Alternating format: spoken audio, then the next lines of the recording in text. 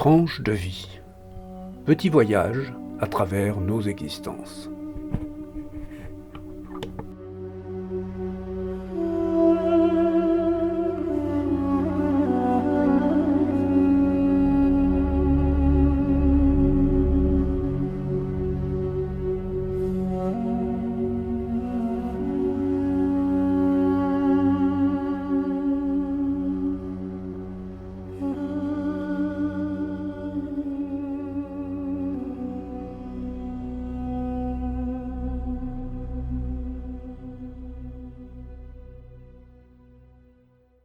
Il est un petit peu plus de 6 heures du soir et je vais vous dire ce que je vois depuis l'endroit où je me trouve de La Ciotat et de son port.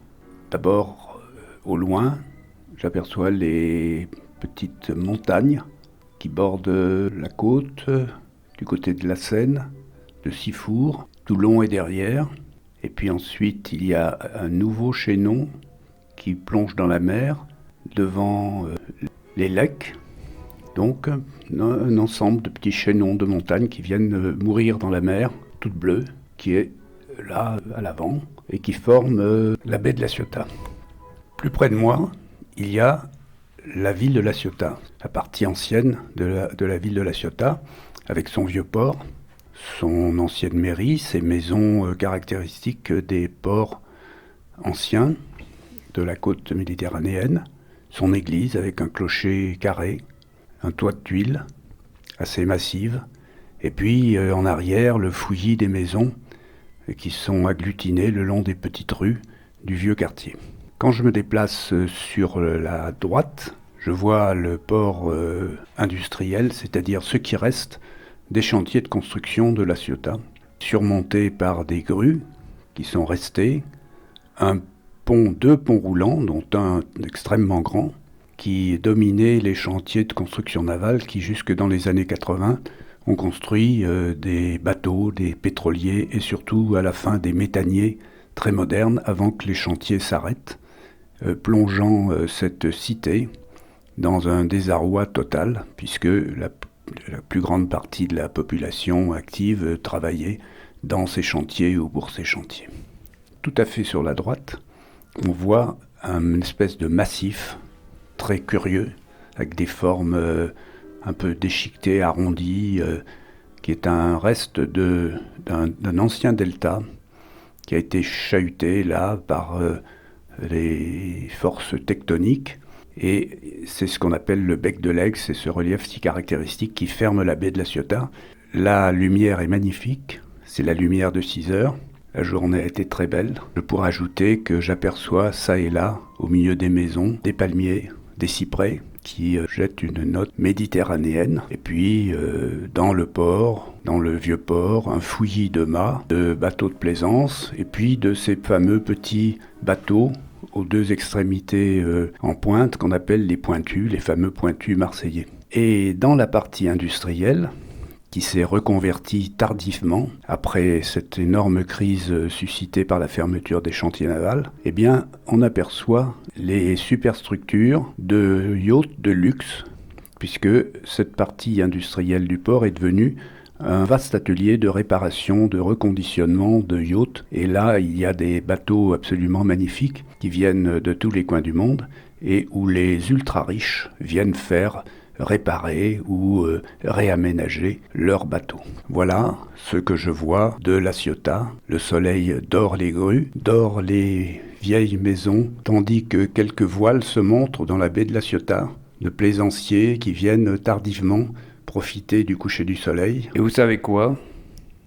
La baie de La Ciotat, elle vient d'entrer au club très fermé des pays qui s'enorgueillissent de posséder les plus belles baies du monde.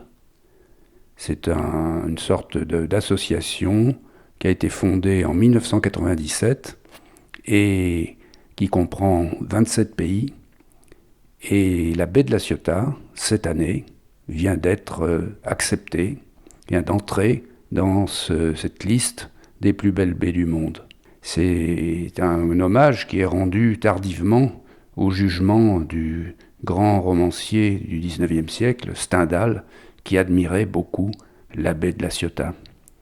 Quand elle est calme, le mardi, quand la Méditerranée est calme, eh bien on voit arriver les canadaires, jaunes et rouges, les gros hydravions, qui viennent s'entraîner dans la baie, qui viennent écoper l'eau, puis la relâcher un petit peu plus loin quand ils ont repris leur vol, de manière à être prêts à intervenir en été sur les feux de forêt qui ravagent périodiquement la côte méditerranéenne et l'arrière-pays. Mais La Ciotat, ce n'est pas seulement cette baie sublime.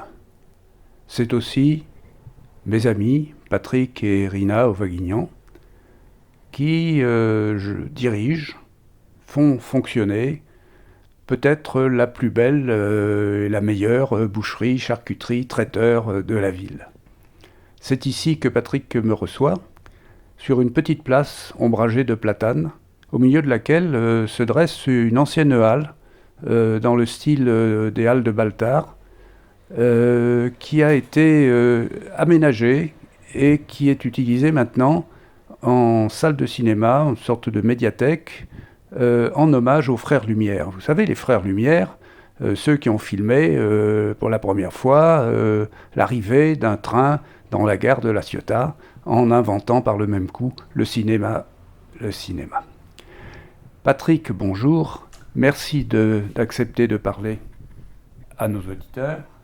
Est-ce que vous pouvez nous rappeler un petit peu comment vous êtes devenu, vous en êtes venu à exercer ce métier que vous exercez avec passion? En reniant ma parole, j'avais donné ma parole que je ne ferais jamais le boucher, et donc j'ai fait mes études en voulant être chimiste, donc j'ai passé les examens pour être technicien chimiste. J'ai commencé la première année de technicien supérieur chimiste. Et puis, l'amour du golfe de La Ciotat est revenu. Je ne voulais pas aller travailler, soit du côté de Lyon dans la pétrochimie, ou du côté de Berre. Je voulais quand même garder cette qualité de vie que l'on a à La Ciotat. Et donc, ma femme étant native de La Ciotat, on a décidé tous les deux d'arrêter nos études. Et donc, on a repris l'entreprise de mon père en premier, et puis ensuite celle de mon oncle. Puis ma femme a créé sa propre entreprise qui était en lieu et place de l'ancienne mercerie de ma belle-mère. Et donc on a eu chacun de notre côté nos expériences, mais on voulait à tout prix rester à La Ciotat. Et donc voilà, on a réalisé notre rêve, quoi. Donc on est resté à La Ciotat. Donc vous êtes passé de la chimie à la boucherie, au métier de bouche, on peut dire, puisque là vous faites pas seulement de la boucherie, et par amour de La Ciotat. Vos origines familiales, d'après votre nom, vous avez des origines, des racines arméniennes. Oui, j'ai 50% de racines arméniennes, mais j'ai aussi un quart de Sartois donc dans mes veines, et j'ai aussi un quart de Niçois donc dans mes veines aussi. Donc voilà. Mais c'est vrai que l'épisode arménien a marqué beaucoup, parce que du fait qu'on a été proche de ma grand-mère paternelle, ça nous a vraiment marqué ce génocide. Et donc, on se sent vraiment concerné par ce problème-là. On demande juste une simple reconnaissance de ce génocide. Voilà. Malgré tout, malgré cette blessure ancienne dont vous portez la tradition, vous êtes comme pratiquement tous les Français, c'est-à-dire que vous avez de multiples origines, et vous êtes de ce fait un vrai Français. On est très fiers de ces multiples origines, parce que donc j'ai mon arrière-grand-père qui a émigré d'Arménie, mais j'ai mon grand-père qui n'a pas émigré, il était italien, et d'un coup il est devenu français en étant dans le comté de Nice. Et puis j'ai un arrière-grand-père qui était pharmacien et apothicaire, et ça je l'ai appris par les écrits que ma grand-mère m'a transmis, qui était aussi chimiste. Et je l'ai appris bien longtemps après que j'ai arrêté mes études. Et donc voilà, et tout ce mélange fait, oui, je pense aujourd'hui un vrai Français, quoi. Voilà, donc vous avez à la fois de multiples racines, mais aussi des racines, on va dire professionnelles, qui vous ont conduit vers ce métier. Alors, vous avez parlé de qualité de vie à propos de La Ciotat, dont vous êtes